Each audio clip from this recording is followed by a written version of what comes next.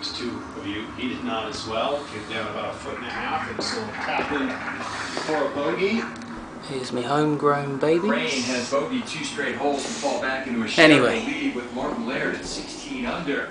After that disastrous triple bogey at the 9th, Luke Donald is now Fireworks Stash 2010. Let's get back out to the course where it's not getting any better for Crane. He now Finished has his bogey putt after 14. stash.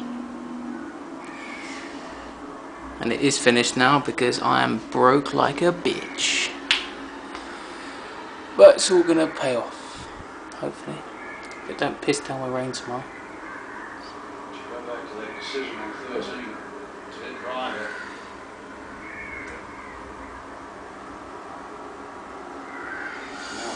Epic done me proud this year. And a few other local suppliers. Martin Laird had a great season this year. You've got to think, fire in the belly from taking 3 from the edge on 17. I would expect this within 10 feet at worst. He won't know the situation he's in right now. Well, maybe he does. Wow. Amazing.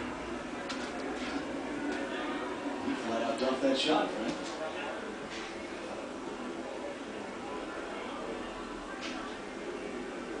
So he's sitting in the fairway at 17 with a short iron, makes a mess of that hole, then blasts a drive right down the pipe on 18.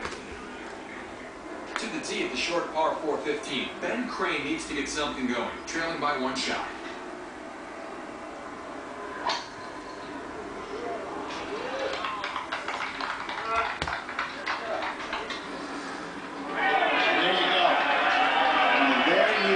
Ben Crane within 6 feet for eagle. Martin Laird, this is a huge par putt. 16 under par at the last.